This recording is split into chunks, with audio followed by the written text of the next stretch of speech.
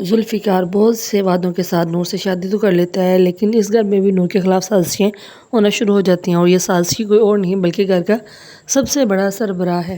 جیسے افتخار صاحب کو نور سے شادی کا پتہ چلتا ہے، وہ فوراً گھر واپس آتے ہیں اور اس کو روکتے ہیں کہ تم نے کیوں شادی کی اس کے ساتھ؟ میں نے تو تمہاری شادی ماریہ سے کروانی تھی۔ تو وہ کہتا ہے یہ میرا فیصلہ ہے، میں جس سے مرضی شادی کروں، آپ کون ہوتے ہیں مجھے روکنے والے؟ آتے ہی نور کی طبیعت خراب ہو جاتی ہے، اسے بہت زیادہ بخار ہو جاتا ہے۔ ملازمہ ڈاکٹر کو بلانے جاتی ہے تو افتخار صاحب کو اس بات کا پتہ چل جاتا ہے، وہ اس کو ڈاکٹر کو پیسے دیتا ہے اور جھوٹ بولنے کا کہتا ہے، تو وہ جھوٹی خبر دیتی ہے کہ نور ماں بننے والی ہے، جس کی وجہ سے نور اور ذوالفقار کے بیچ ایک بار پھر تھوڑا سا تناؤ بڑھ جاتا ہے، دونوں ایک دوسرے کی طرف نہیں دیکھ پاتے۔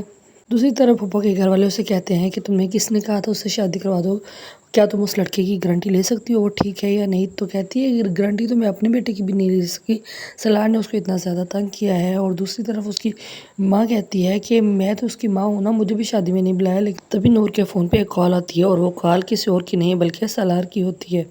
سالار اسے فون کر کے کہتا ہے کہ تم نے شادی تو کر لی ہے، لیکن اب دیکھنا کہ تم لوگوں کی زندگی میں کیسا طوفان لے کر آؤں گا، تمہیں اور ذوالفقار کو کبھی بھی میں خوش رہنے نہیں دوں گا۔ اسے بہت زیادہ، کیونکہ سالار اور ارشما کے درمیان تھوڑی ارمن چل رہی ہوتی ہے، وہ اس کی بات نہیں سنتی اور چلی جاتی ہے اور مختلف طرح سے اس کو ذلیل بھی کرتی ہے، اس لیے وہ سوچ رہا ہوتا ہے کہ میں ان دونوں کو بھی خوش نہیں رہنے دوں گا۔ تو وہ کہتی ہے تم نے جو کرنا ہے کر لو، میں تمہاری کسی باتوں میں نہیں آنے والی، لیکن میرے خیال میں سب سے بڑا خطرہ نور کو اس کے اپنے سسر سے ہے، دیکھتے ہیں کہ وہ اس سے بچ پائے گی یا نہیں۔ وہ اس کی ساس کو بھی کہتا ہے کہ تمہیں کیا ضرورت تھی اس ذوالفقار کی باتوں میں آنے والی، تم نے کیوں یہ شادی کروائی؟ آگے والے ایپیسوڈ دیکھنے کے لیے ہمارے چینل کو لائک، سبسکرائب اور شیئر کر دیں۔